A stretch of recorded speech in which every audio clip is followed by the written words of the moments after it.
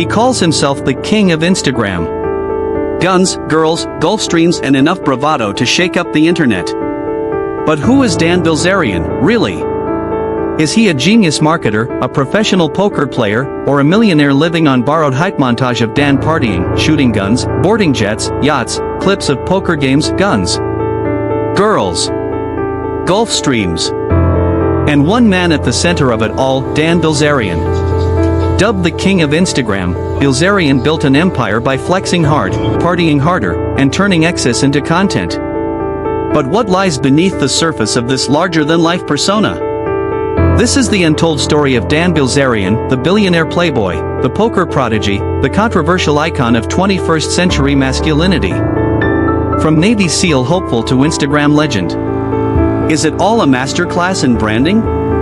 Or a well-staged illusion? Dan Brandon Bilzerian was born on December 7, 1980, in Tampa, Florida. His father, Paul Bilzerian, was a corporate raider and Wall Street player during the 1980s. He amassed millions through hostile takeovers but later became entangled in SEC battles that led to prison time and bankruptcy. Dan's childhood wasn't humble. Raised in a mansion with access to wealth and privilege, Dan and his brother Adam had an early taste of affluence. But they were also exposed to the volatility of fame and fortune. News coverage of Paul Bilzerian's legal battles. Despite the financial fallout, Paul reportedly left trust funds for his sons, an allegation Dan has neither fully confirmed nor denied. In his early 20s, Dan sought to craft a different legacy. He enrolled in Navy SEAL training, one of the most grueling military programs in the world. He made it through most of the brutal Hell Week but was dropped from the program just before completion, reportedly for safety violations and clashes with instructors. I did over 500 days of training. I was this close.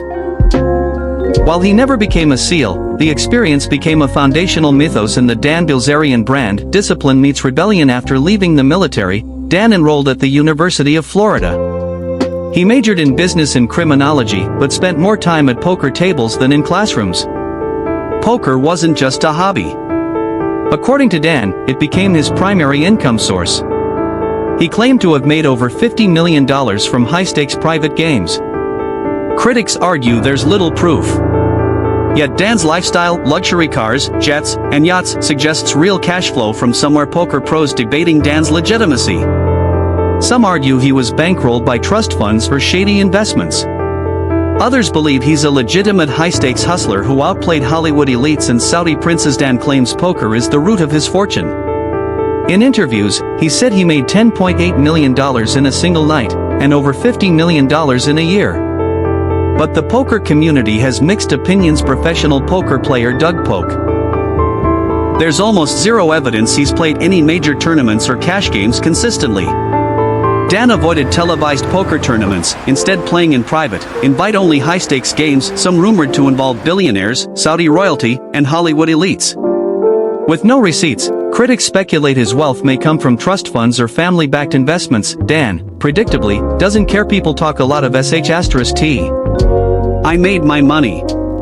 That's it. In 2018, Dan shifted gears from being a social media celebrity to becoming a CEO, launching Ignite International Brands, a cannabis and lifestyle company. Visuals. Commercials for Ignite CBD, energy drinks, and vape pens, featuring models in bikinis and desert shootouts. Ignite wasn't just a weed company. It sold Dan's brand: extreme luxury, sexual freedom, and unapologetic masculinity. The company went public in Canada, and stock prices surged briefly, but behind the scenes, Ignite was bleeding cash. Financial reports revealed millions in questionable expenses, from yacht charters to luxury mansions and exotic travel. Ignite's 2019 report showing over $50 million in net losses.